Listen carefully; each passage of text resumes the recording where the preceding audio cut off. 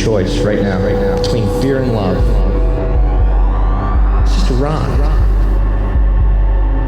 Out of the dark night of ignorance and into the shining light of truth. Expounding reality. A population of citizens capable of critical thinking.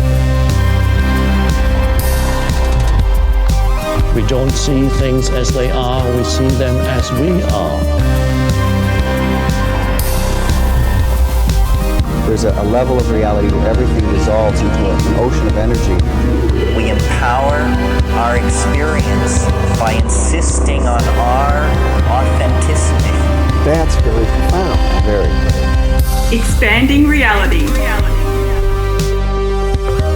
Welcome to Expanding Reality. I am your host, Brandon Thomas. On this episode, Vanessa Lougoon comes by to talk to us about her book, UnSpiritually Spiritual. Now, she is a transformational expert. We talk about the new normal, and that's not what you think it is. And we also talk about getting real with the Great Awakening. So all of the ways, of course, guys, to find her located down in the show notes. This is a phenomenal conversation. Also just kind of wanted to give you a heads up that we had some connectivity issues, so there's a little bit of glitchiness and lag, and there seems to be a little bit of dissonance in our conversation. That's what it's about. It's just technology. She's in Australia, I'm in Millsap, Texas, so it was amazing we could do this at all. Anyway, so I don't want it to be distracting, but just wanted to give you a heads up on that. So she is, like I said, awesome. All the ways to find her down there, check it out. Okay, so our affiliate links down there, Food Forest Abundance, check that out for sure if you want to start your own podcast. Libsyn is who I host through, so that's who I recommend. Link down there gives you a little bit of a discount on that.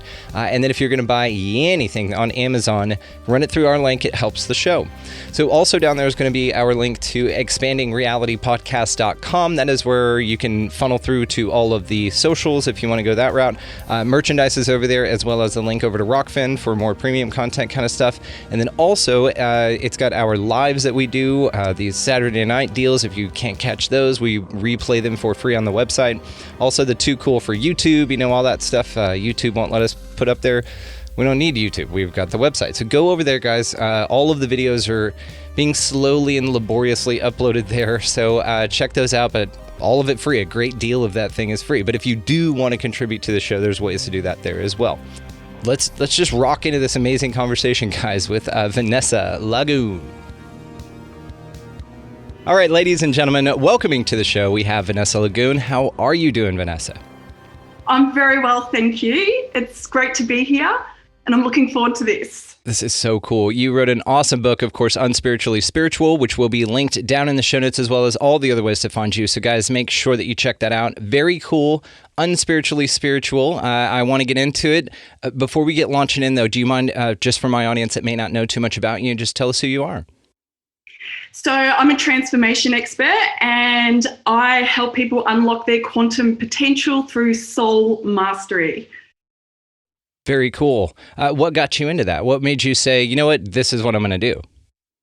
I've been in transformation all my life. So prior to this, I used to be an exercise physiologist. And, I used to work in sports medicine and corporate health. And I actually have an undergrad in psychology and psychophysiology, which is kind of neuropsych. And I actually did that because I wanted to be a psychologist. But, I got through the degree and I didn't actually find it. I love the psychophysiology side of it, but I didn't like the psychology. And I just thought, you know what, I love sport. I got into that. I used to be a high performance athlete myself. And, went down that path, loved it. I've always been about mind, body, soul. I've always been highly intuitive anyway.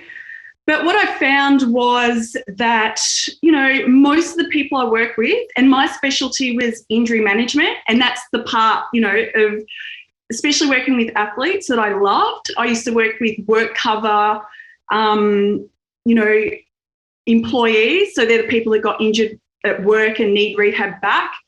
And I loved it. Like, that was my zone of genius. And so, but what I got was that there was always a deeper part of that. It wasn't just, prescribing the right exercise, all of that. There was always that psychological or even the unconscious stuff. And, probably towards my late 20s, I started diving into, people like Louise Hay and Inna Segal, who talk about the mind-body connection with disease. And so I started to get right into that. I've always been drawn to, concepts like synchronicity and, the quantum field and all of that. And, early in the day, I was reading some of Deepak Chopra's earlier books like, The Art of Grace. Oh, I can't remember the exact title, but Synchro Destiny, all of that sort of stuff. And so I would observe, especially from Louise Hay's books and Inna Segal, who's actually from Australia as well, I'd observe them in myself, but then I'd observe them in my clients, just in the privacy of my own mind of the underlying, because I knew them enough to know what was going on sort of unconsciously. And then it just kind of went from there. I kind of hit a point in my exercise physiology career where I was kind of I'd hit the end point of it and I was getting bored of it. And then all the quantum stuff came in and I, learnt Reiki. I got trained in emotional freedom technique, which has become quite popular in, the last 10 years especially.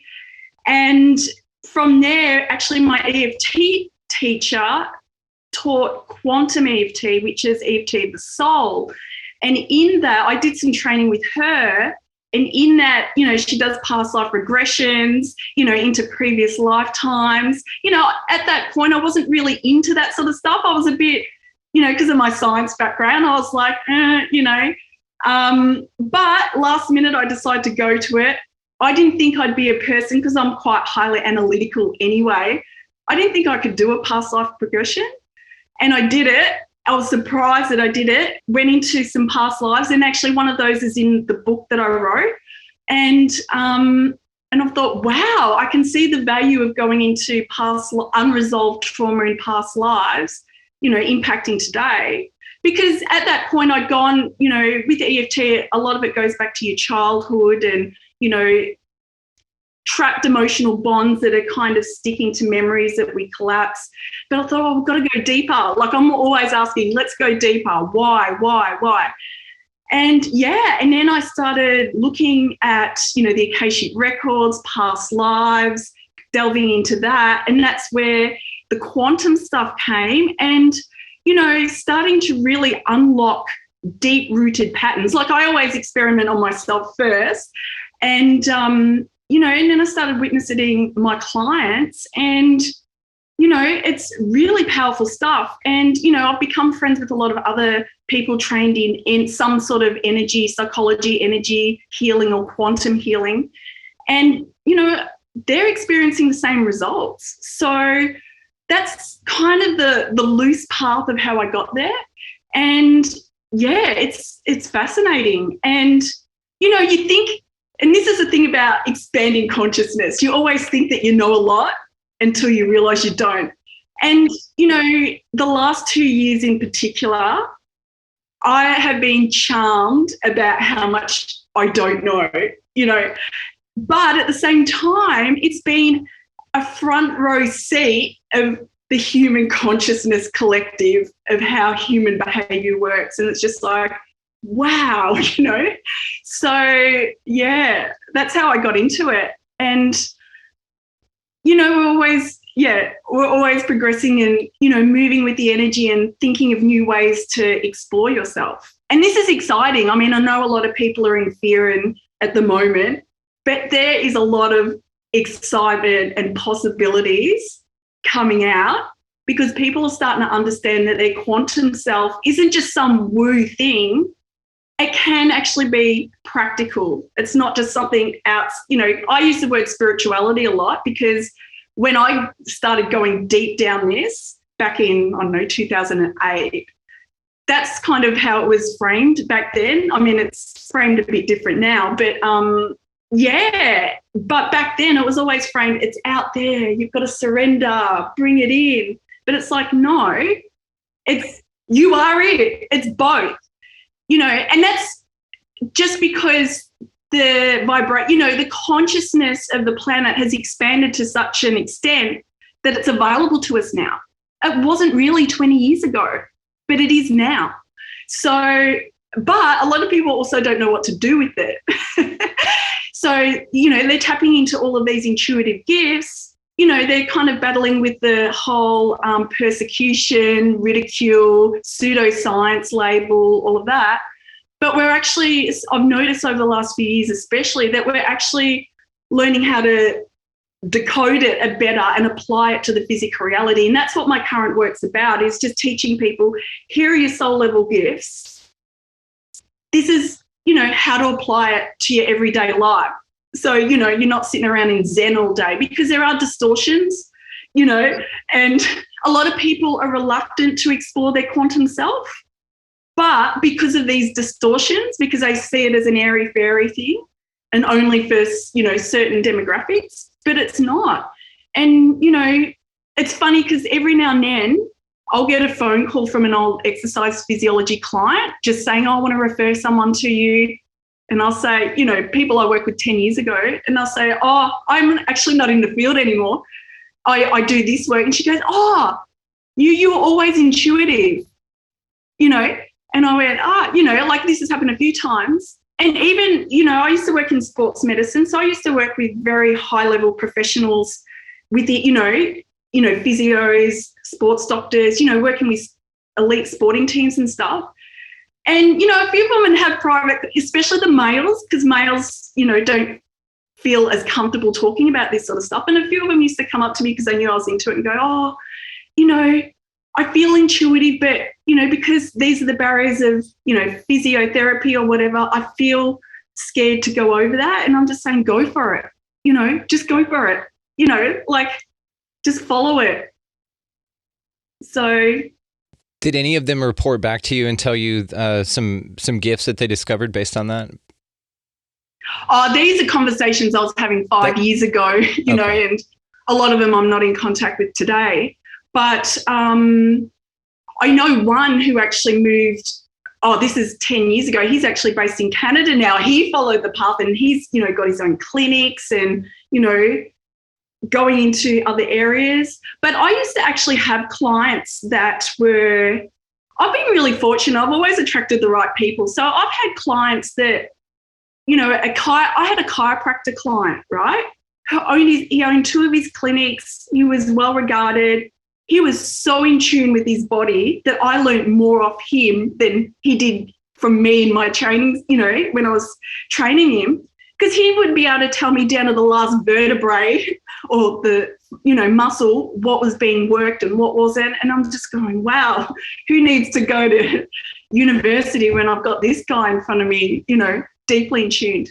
But, I found even him, he was going into, doing workshops are a bit out there, even things like, the craniotherapy stuff where I could be saying this wrong, but I know you swallow a balloon or something and it just inflates and it can shift your cranial. I don't know the exact, it was 10 years ago I was having these conversations with him, but he was going to those workshops, even just kind of more the metaphysical stuff.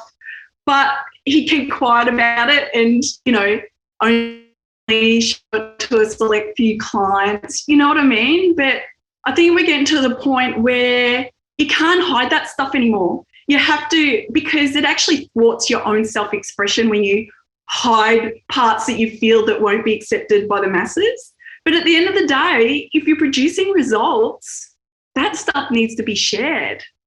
So, yeah. I mean, absolutely. I think even Brett Favre came out recently and said that his wife does all of these, what he called like rituals and stuff like that, and she pays attention to astrology, and she leaves him little gifts and makes like a little altar for him and stuff like that, and just some really deliberately mindfulness practices. And he said, you know what, I listened to her and I won this Super Bowl, and then she did this and I won this Super Bowl.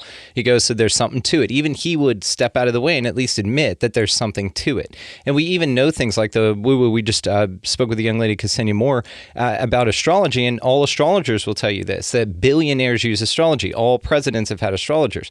There is something phenomenal going on here. And it seems like with the mystery schools that were established a long time ago, it's been a deliberate suppression of that knowledge to the normies or the muggles or whatever.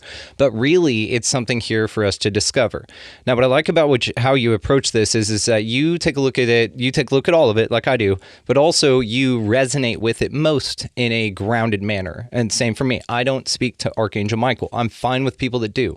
No, that's amazing. Like, they'll tell me, he tells me stuff, and I'm like, dope, thanks for facilitating that. That's awesome. I love it. It's not the way in which I experience this phenomena. So I'm with you on this, and this is also why I was so excited when you contacted me, because you do take a very grounded approach to this, but it's a perfect balance between the woo and then the science, really, which is where we get that quantum word from. So that's my question for right now. A lot of people throw the word quantum around, and there's a lot of different definitions for it. So when you say it, what does quantum mean for you? So, well, this is where I'll kind of talk about my interpretation of multidimensional consciousness, because it's probably this is the best way I can explain it. And this is in terms of human consciousness, okay? I understand that there's physicists out there that, might have more specific details, but I just like to keep it simple and understandable to the person at this point in human evolution. So the model I work off is we're on, we have 10-dimensional aspects within our existence. So some argue more, but, really we only have access to that many. So third dimension is our physical reality, so anything solid and tangible. Our fourth dimensional aspect is our mental realm. So, our thinking, our ego, our intellect. And the 5th to the 10th dimensional aspect is our quantum realm. So that's kind of where the soul resides. And so the quantum realm is really kind of the unseen part of ourselves, or, where our soul resides and, where we connect to that unseen aspect of ourselves. Up until recently, a lot of spirituality practices, or even just healing, past life healing, all that would work on the soul level or the mental level, or, personal development will work at the mental level, the physical level, but not all three at the same time. But now we've got the opportunity, it wasn't really available even more than 10 years ago to actually work on three at the same time, because often the ego gets trashed, but it's actually part of our existence. Yes. It's part of our existence. And the idea is our quantum self, our ego, and our physical are meant to be congruent and all line up, And that's the whole idea of being spiritual and physical at the same time.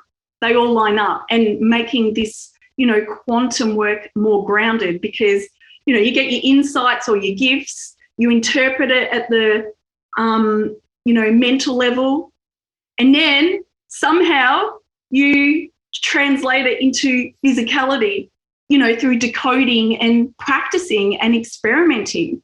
And if it works, it works. If it doesn't, you adjust the decoding and see what works. And that's the only way we're going to expand on this, is application. See what works, see what doesn't. And like you said, there's so many different ways people interpret quantum, like astrology, Archangel Michael, whatever. And that might work at some point, but then you might reach a different level of consciousness, and some of them might not work and some do. And so it's just not getting attached to ideas that it's going to work for the rest of your life. Also, it's like change is a constant moving target. And really, that's why our soul's here, is to experience itself and its creative abilities, in the physical reality, not, how high vibe you can get through all these downloads, that's the only way you're going to know is applying it and see if it works. I love it. And also, of course, you would understand that change is the only constant because you're a transformational coach. So you're basically the best at life. Like change is transformation is life. So you coach people on how to just live your life and transform through situations, which is really, really cool. Now, something that you mentioned earlier was the word distortions. And so I'm curious about what role distortions play in development. Yeah, so look, distortions kind of underpin all healing work, whether Western, Eastern, quantum. And so I just want to say everyone has distortions. It's just, especially the way we've lived over the past thousands of years, everyone has them. So it's just like accepting it. And because what's happened, a lot of my books are actually flushing out distortions of the, New Age spirituality, the Great Awakening. But, because, this is where the ego can become a bit dysfunctional. We get so caught up or clung to, self-perception that we don't want to admit that we have distortions. So we kind of either avoid them or we dive right into them and then, kind of get stuck in them and don't actually see what we're creating in our life. And, this idea of that's well perpetuated is we're here on lessons, school, cosmic lessons. We're here to learn lessons, blah, blah, blah. Yeah, true. But we're not going anywhere. Like we're not going to be healing, we'll be addressing distortions for the rest of our lives, depending on what we create, because, the soul seeks to have new experiences. So, if you decide that you want to climb Mount Everest, you're going to be met with a new set of distortions around that if it's something you've never done something like that before, or, talk in front of 1,000 people on a live stage, or, a relationship thing. But, a better approach or, a much more fun way to look at it is life as a playground, and the distortions are just kind of kinks in the, air bubbles in the hose that you just kind of get rid of to make that process a lot easier. So it comes down to perspective. I mean, I have different type of distortions we deal with in my work to help get there, but it's just understanding we all have distortions. We probably will, or we will for the rest of our lives as we navigate through experiences, but it's just part of being human. But the other thing that we've got to look at is you are where you are right now because of the totality of your choices throughout your whole soul's timeline. I mean, this lifetime, but your soul's timeline, and you created them because they were your choices. So, everything you've created now is perfect because you chose them on some level. And so, yeah, it's just a matter of perspective of how you look at it, because otherwise you can just drown in it. And, I name I've got a whole chapter dedicated to this. And because a lot of my work is based on uncovering distortions, I myself got trapped into this whole dysfunction of endless transitions, like always looking for something to fix, And, I got into this vicious cycle that I thought I was doing the right thing. I thought I was doing great and, progressing and whatever. And then I realized I was in this cycle, and it took me a lot of concerted effort to get out of it. And the thing is, I was surrounded by other healers doing exactly the same thing. So I'd have these conversations. So it was reinforcing the idea. And it's just like, okay, I've got to shift this because I'm in this bit of a dysfunctional trap here. So it's just recognizing them and then course correcting to, get you back on track of actually what you want to create. This is what I find so interesting about this whole process, about spirituality, about enlightenment, about higher consciousness, is that there are so many options and there are so many things that people observe and report back and experience and report back. Now, for those people, but you as a teacher, because that's what you're doing here, you're informing a whole bunch of people that that's not the only way that it can be experienced, that there's many different roads and all of them lead home. So you've provided a way like out. So one of the things I'll say on this is kind of like, before, when I was growing up in the, raised in the church and everything like that, I thought that there were only two options because I was at a very limited perspective. My world was very small and focused because my parents and my religion made sure that it stayed that way. So I thought that there is either this God that I was told was the only one and right, or I'll go to hell, or there was nothing at all. And so I was at those two options. But somebody like you came along and said, hey, there's another option. And what I mean by this is Neil Donald Walsh's book, Conversations with God, got dropped into my lap, and then that blew my mind. That's where I was introduced to the concept of unity consciousness. But with people like you, some people looking at this will say, look, the system's screwy. It's all messed up over there. I don't know what to do in it. I definitely don't resonate with that. But also you've got these people over here that don't resonate with like the yoga and the Reiki and all of that stuff. But there's a blend between the two where they find this unity consciousness thing kind of intriguing. And it's way more approachable because now you've provided a new avenue, a new set of lenses in which to view the world that's going to be palatable to the people who don't resonate on either side and that are looking for answers. So I think the work that you're doing and the way that you explain it is awesome. So I want to ask you, you talked about the Great Awakening. So the subtitle of your book, Getting Real About the Great Awakening. So let's get real about the Great Awakening. What is going on with this? Okay, so this is probably a good time to bring in another layer to multidimensional consciousness, because this, I learned through my work, but I know there's a few different kind of modalities doing similar. So up until about, 2015, people, whatever healer I was going to, or even, the teachings I was doing, kept saying, you got to go deeper, you got to go deeper, you got to go deeper. And then I was starting to hang around with people that it was almost like a competition who was more evolved or more spiritual or higher conscious. And it just it didn't sit right with me. And, even people I was watching online, most of the people I, followed online or whatever back then were quite grounded, but occasionally you get, that someone that projected further along in the evolution, blah, blah, blah. And I was thinking something about this doesn't make sense, So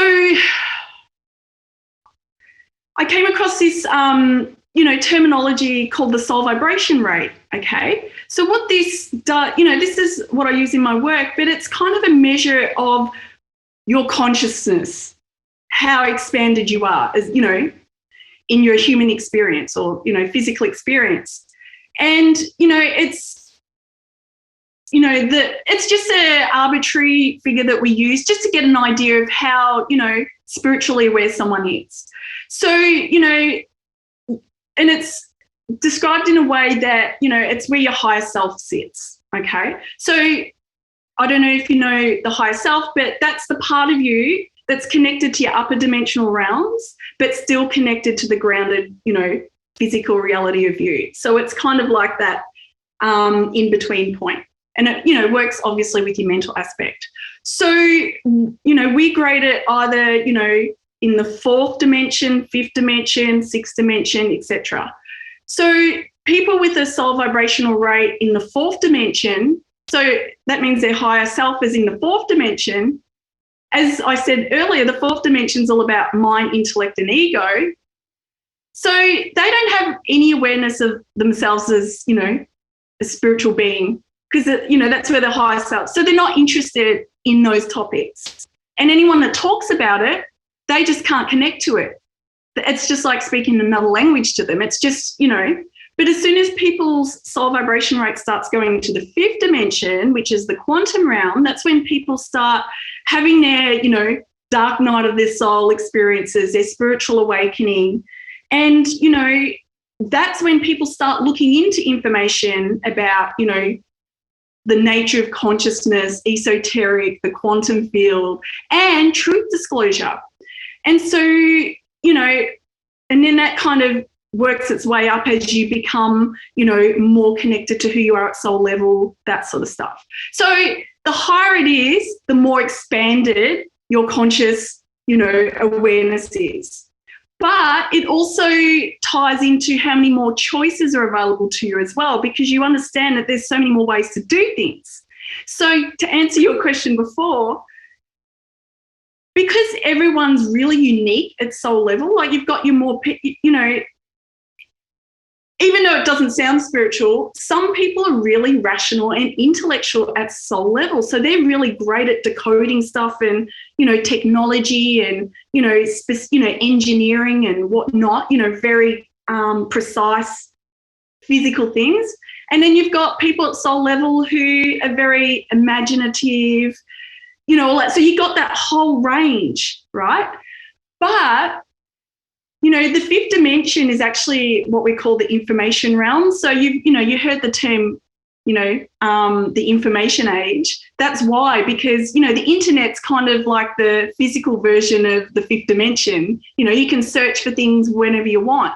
So the higher your soul vibrational rate becomes, the more expanded and the more opportunities you have and the more choices you have for, exploring that, right?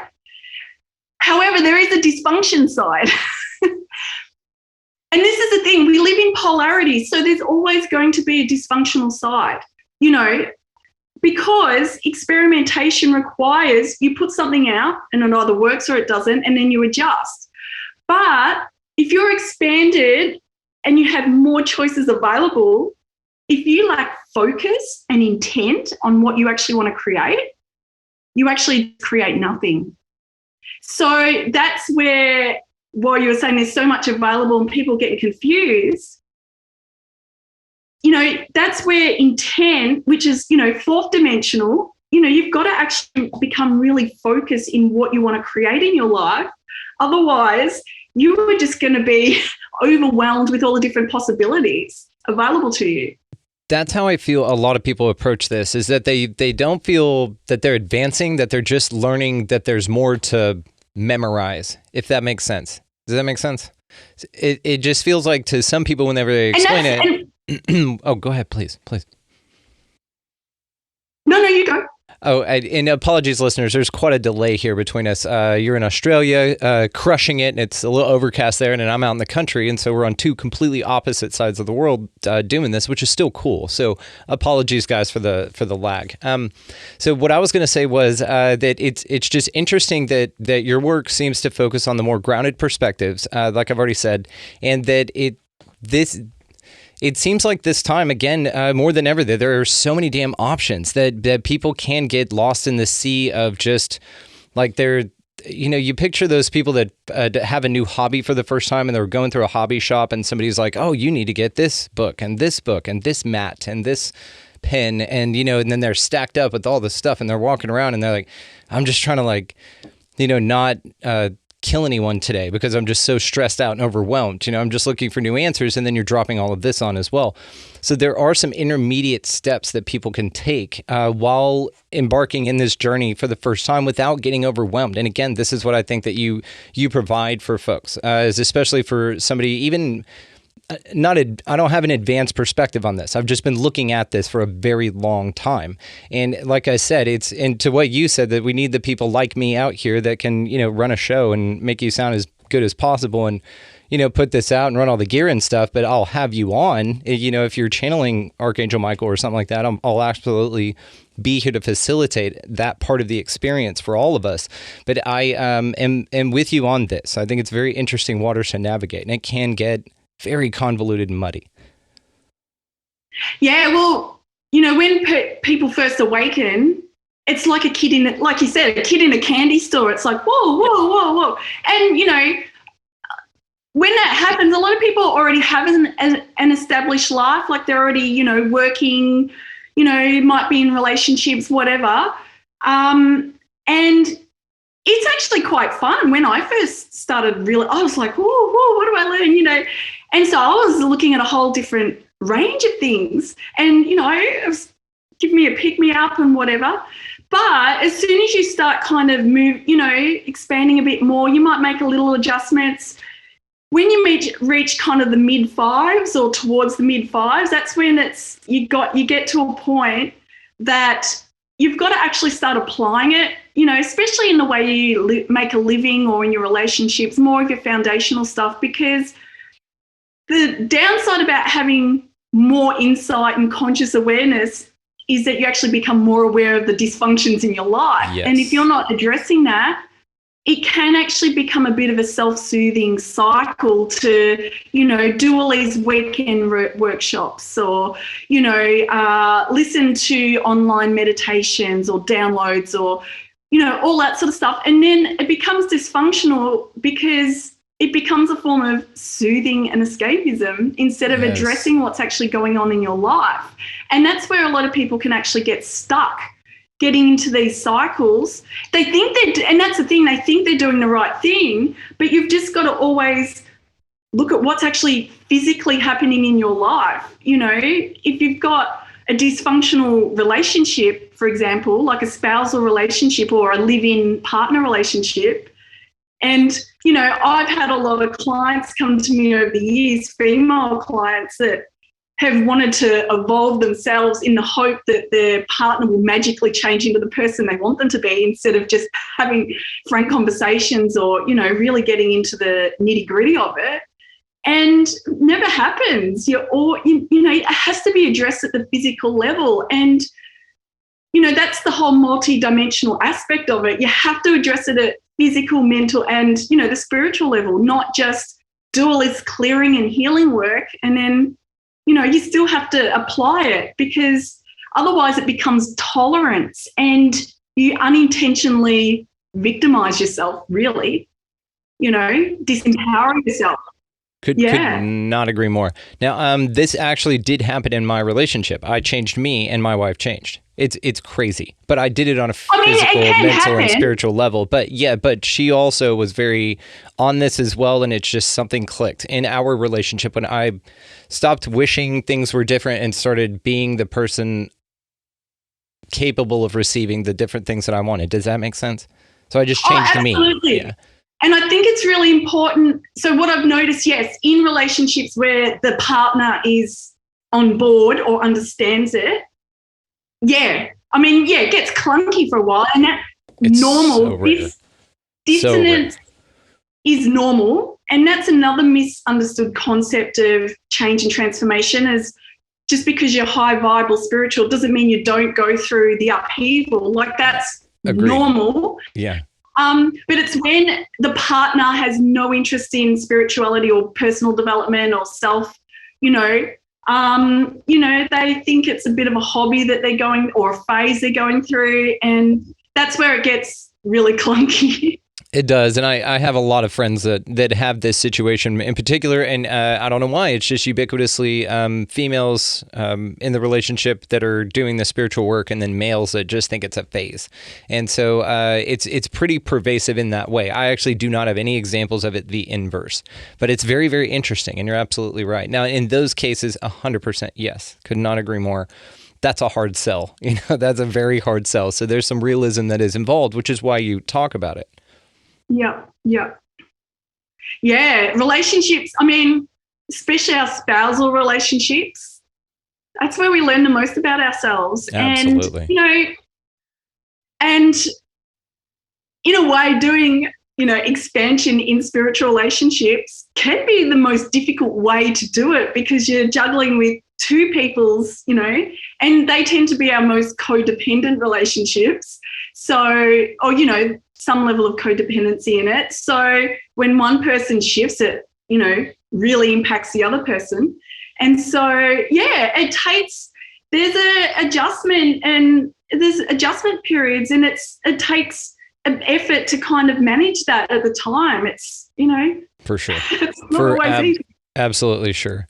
Now, there's a lot of talk about this new normal that we're going to be going back to, build back better, new normal and all that stuff. Is that the only option we have for a new normal? Are we talking about the proposed global one? Yes, that one. The lizard turds are proposing a new normal for us all to enjoy, and it just does not sound like something that resonates with me. I don't identify as somebody who would enjoy that. So is that our only new normal option? Oh, I see that collapsing pretty soon, I hope. Yes, me too. The only reason that's existing is because people are putting attention and energy into it. As soon as people... Thank you. Yes. Withdraw that, it collapses. That's it. If we had a flash mob for 24 hours where no one participated in it, it would collapse. But, okay, so I'll introduce something else. And this is a new normal I see. I just see that as the global psychic cleanse that's going on. You know, thousands of years of, you know, stuff. And this is not an overnight thing. Like, this is another distortion of, you know, all of spirituality, including religion, New Ages. Some perceived external authority is going to save us, or, you know, whatever. Or even just putting power into a perceived external authority over our own inner knowing. And, you know, sure, something big might happen, you know, in the foreseeable future that does bring about all of that. But we still have to do the work at the physical level in our own lives to create it. It's not going to happen and all of a sudden we're fit, vital, wealthy, and, you know, have the amazing relationships with everyone in the world. That's going to take a long time to sort out. But, you know, in my book, I talk about two concepts. We're heading towards independent sovereignty and unity consciousness. So the independent sovereignty is our personal stuff, where we actually do connect with our soul, you know, level qualities a lot more. Because really, you know, at the moment, we're kind of operating on two systems. Our soul is animated through our soul blueprint, through our soul vibrational qualities, you know, and we're accessing an infinite, you know, energy source, vital force energy. And that's what a lot of spirituality is aiming to be. Or we're accessing it through our relationships through other people. And that's fine. And so, you know, actions and agreements with people and behaviours and whatnot. So they're the two. And, you know, this new norm that you speak of need us in the ones where we rely on other people, dependency and stuff, because that that feeds the grid, so, you know, so to speak. But as soon as we take our focus away from that into our own, that grid collapses, you know, and we're already seeing it at grassroots. And then the unity consciousness part of it is because everyone is unique and connecting to their own gifts, we get to share it with each other for a value exchange. And that's the other thing, like there's so much distortion around money and value, and spiritual gifts have to be free and whatnot. But, you know, you said that you have all these people on your show with different gifts, you know, your Archangel Michael and, you know, the more intellectual stuff. You get to experience each other's stuff. Exactly. Because, you know, the intellectual person might think, oh, I need to tap into my creativity side. Maybe I'll go to someone that's more, you know, the storytelling, imagination, blah, blah, blah, and vice versa. And you do it as value exchange, because one of the biggest distortions, you know, in personal development is give away stuff for free and, you know, all of that sort of stuff. And it's a distorted sense of service, which, you know, comes from, you know, religion and spirituality, that we have to give our stuff away for free. And that's, you know, so it's reclaiming your value on that level as well.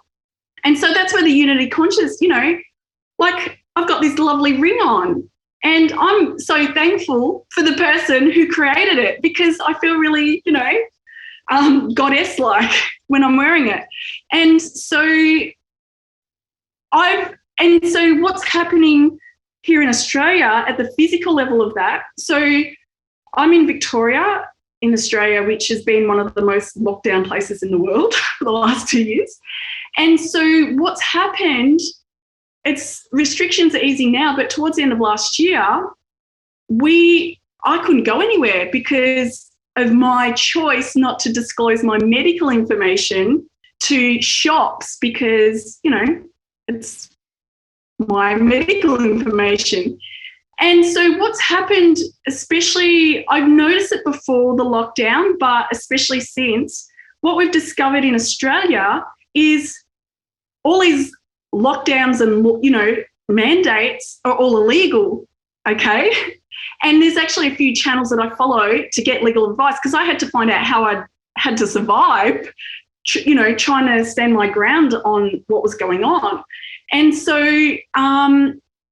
and I'm so thankful for that, because I'm so read up on law and legislation, it's not funny. But then what we've discovered from that, and this is also happening from the Aboriginal communities as well in Australia, is our actual constitution in Australia has been illegal since 1974 or something.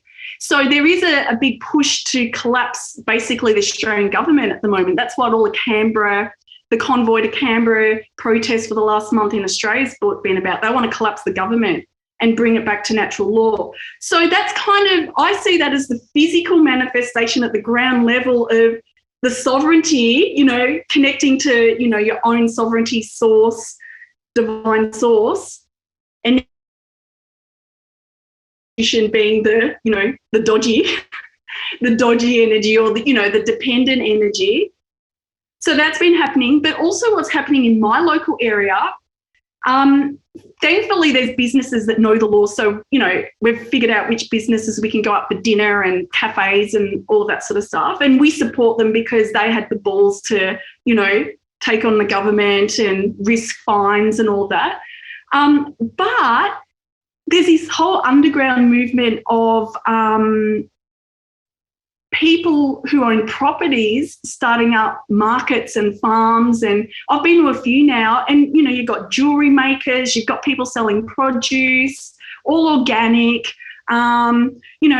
selling elixirs, they're making their own. They were already talented, but they got shunned by, probably the mainstream shops and whatnot. Even business directories. So I just joined up a directory recently. Not really, probably wouldn't, that align with my business, but I wanted to support this person because she's created this Australia-wide directory for people who welcome everyone. Plus, she's got all of the law, pamphlets there for anyone that wants to navigate, the mandates going on. So it's all happening. It just doesn't look like it because it's just happening at grassroots level. And the more people, every week I'm seeing new farms or new properties opening up, having a once a week or once a month market to support all of this. So it's happening. And, it's just looking out for it and supporting it, actually showing up. And that's how you starve, the big corp and, all of the industries that are participating in this distorted, reality. That is what's so damn funny about this, is that it's driving everybody who was just fine just to keep moving forward and mind their own business and stuff. And now it's like, okay, well, it shakes everything up to a point to where now everyone's connecting, and not only connecting in the truest sense, but in the physical reality, and bringing it together, like you said, jewelry makers, musicians, shops, food, all of that kind of stuff. And it's a way that we've all been able to kind of come together in a way I don't think that we would have before, and definitely not in the numbers.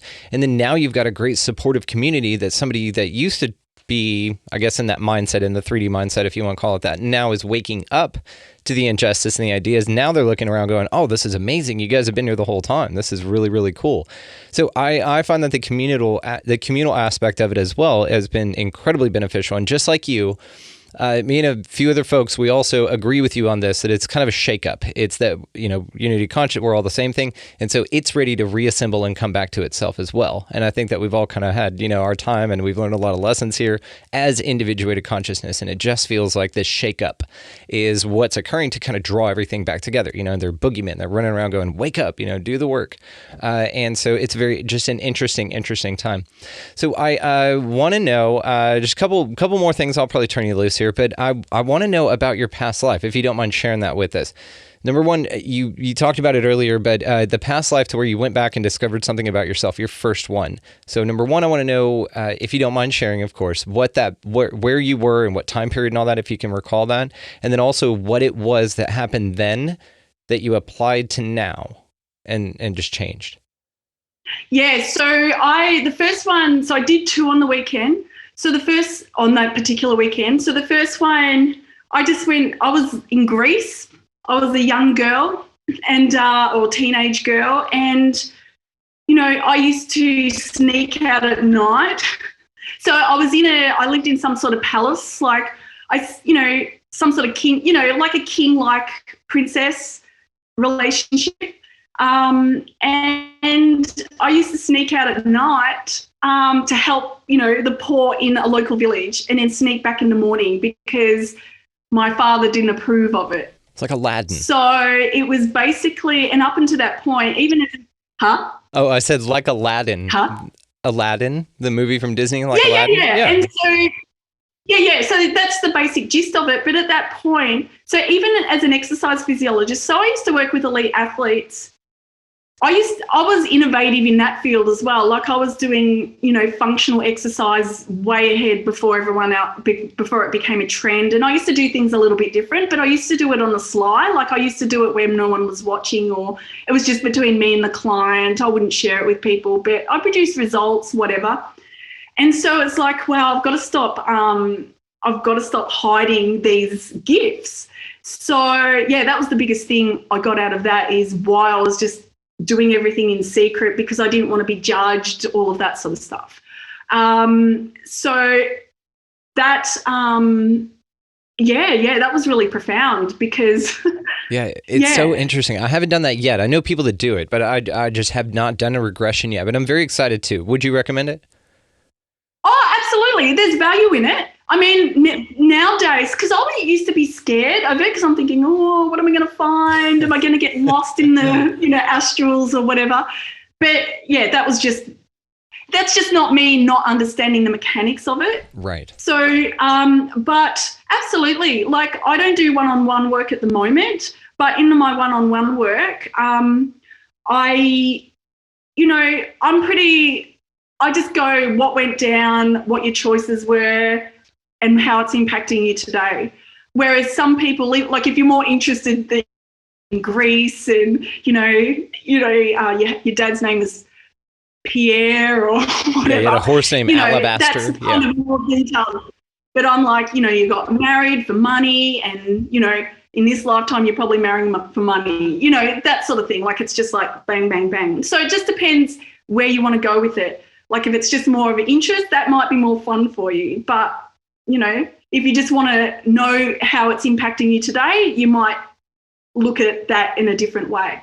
But interestingly, the second one I did, I was a war veteran in, one of the latest wars, probably. I put time periods on there, but I don't actually. So with past lives, you can describe what's happening, but it's only as good as your frame of reference.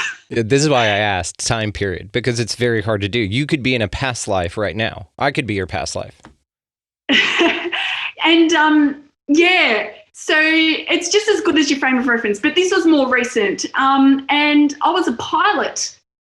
And so, I flew warplanes. And the funny thing is, I actually got my pilot's license when I started flying at 16. So I got my pilot's license when I was 17, and I got it in half the time than anyone else. In this life now?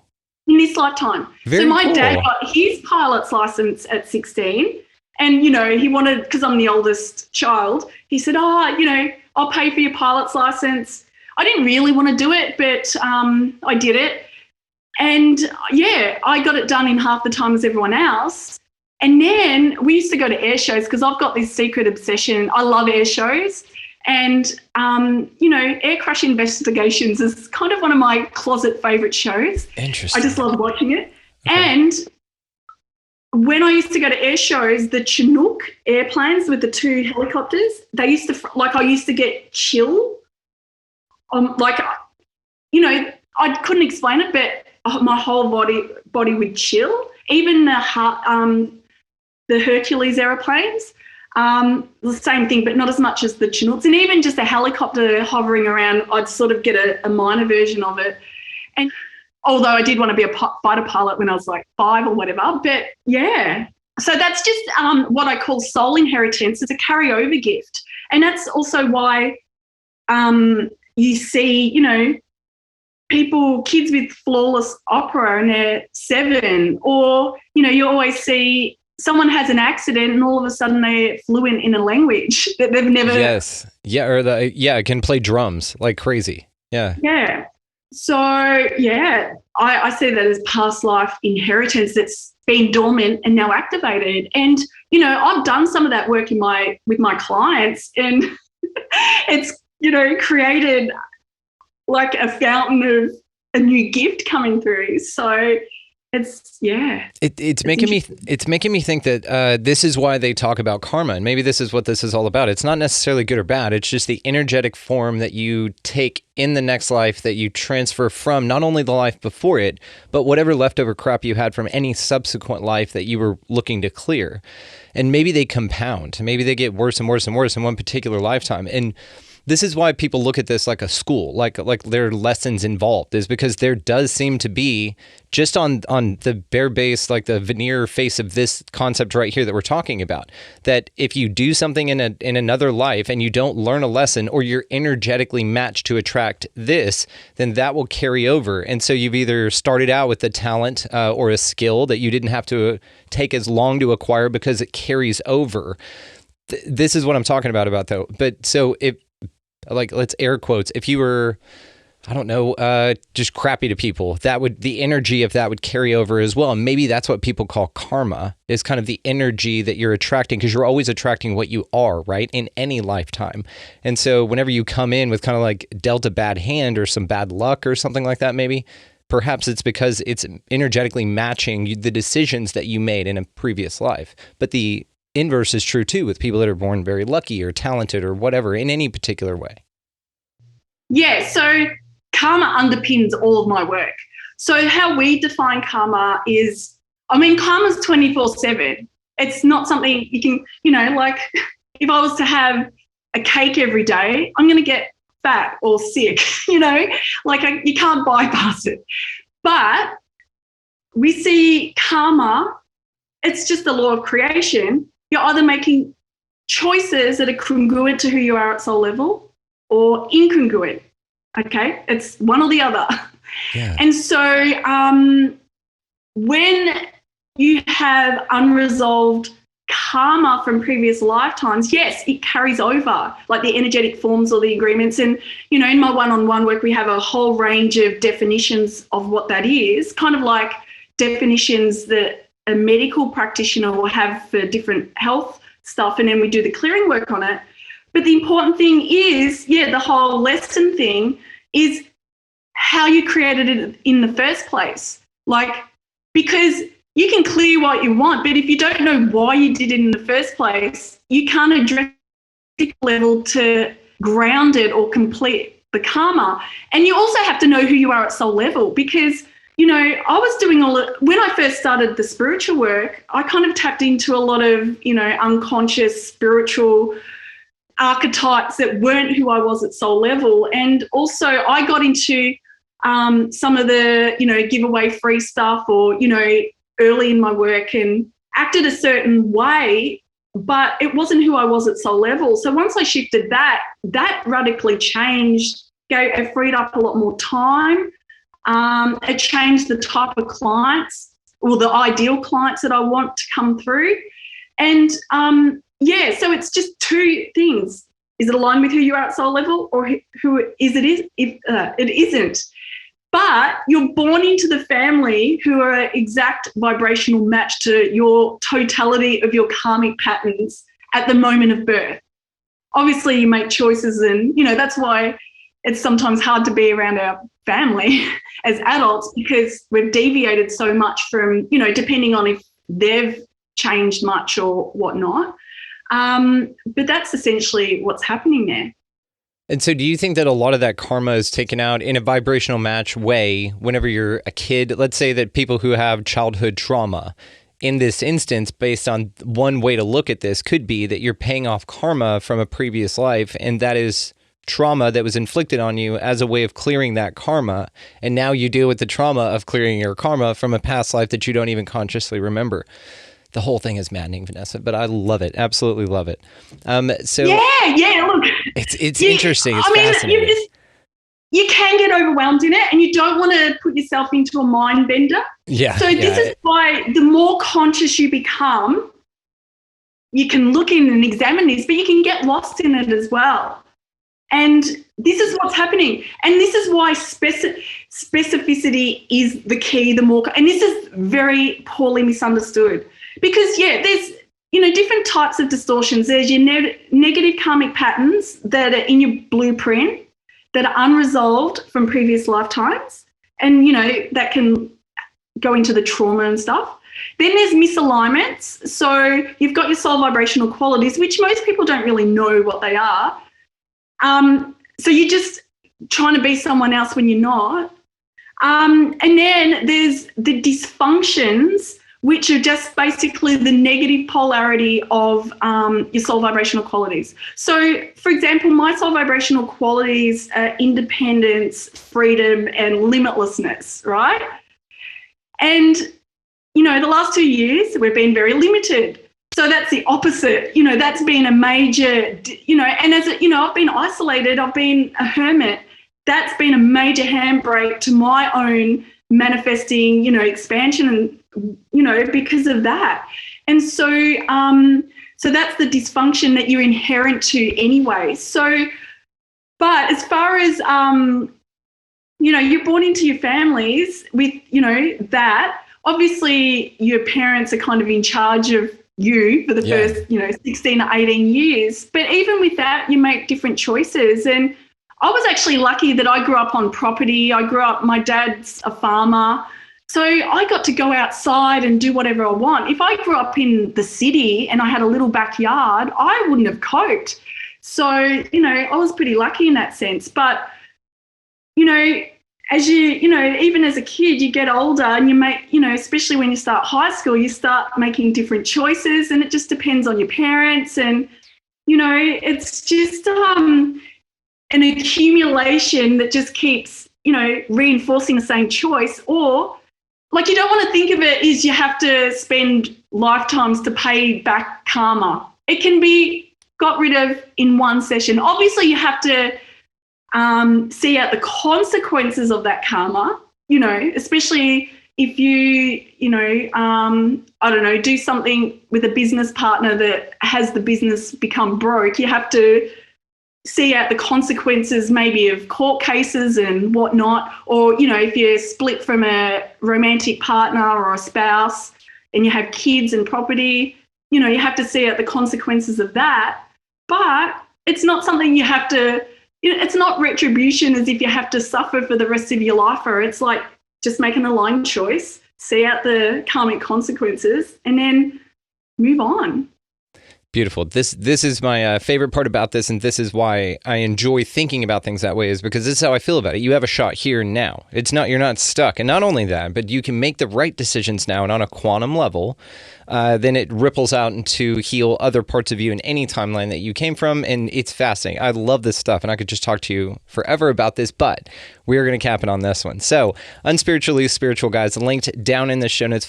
Vanessa, you are welcome anytime. Thank you so much for coming by. You're fascinating. Absolutely fascinating. Thank you. Thank you. I just did want to say one more thing, Obi. Please. Yeah, go ahead. Sure. Okay, so I just want people to get into the idea. Yeah, so we've got the expansion of the consciousness, the, you know, conscious awareness and stuff. But what we want as you become more conscious is specificity to avoid the overwhelm. So looking at what in your life is not how you want it to be, or that you want to shift. And that's where you avoid getting the overwhelm, getting confused, feeling like you don't know enough, because that's always going to happen. And just shift into the specific, like, you know, if you're in a soul-sucking job, just like, what can I do to shift this? You know, if you're in a relationship that you're tolerating or it's just stagnant, what can I do to shift this? You know, sticky relationships with your family. You know, just be specific and allow that to happen, and then move on to the next. Otherwise, you could spend all day, you know, surfing, looking at energy reports, how, you know, the mechanics of everything. It's just specificity. I want to give a huge thanks to Vanessa Lougoon. Y'all know I love Aussies. Y'all are all wonderful in my eyes, but especially if you're out there doing the kind of work that Vanessa is. So thank you very much, Vanessa, for coming by. UnSpiritually Spiritual and all of the ways to contact her will be located down in the show notes, so you guys check that out. Also down there is our affiliate link. So Food Forest Abundance for sure. Libsyn, if you want to host it through your own podcast, I would host through who I host through, which is Libsyn. It's located down there. Also, if you're going to buy anything at all on Amazon, run it through our link. It helps the show. And if you want to expand your experience with us here, you can do so at Expanding Reality Podcast, located down there next to all that other stuff. And that's where it's you could funnel through to the socials as well as merchandise, and it's got all sorts of cool stuff over there. So go check it out. Lives are replayed there. If you want to become an expansive insider, you can do that there. There's bonus stuff, all sorts of cool shit. Go check it out. So go out into this amazing place, guys, and y'all pick up a piece of litter, of course. Be nice to everybody that you come across by a meal or a bottle of water or coffee, something like that, for somebody adjacent to you in that sort of situation where those transactions transpire, and watch the ripple effects go out. It's amazing. Also, get out of the left-hand lane, because that's a pain in the ass if you got somebody behind you. And above all and anything else, go out into this beautiful place, and y'all just be good to one another. I think that's about it. Y'all just be good to one another. Thank you so much for listening, and we will see you next time.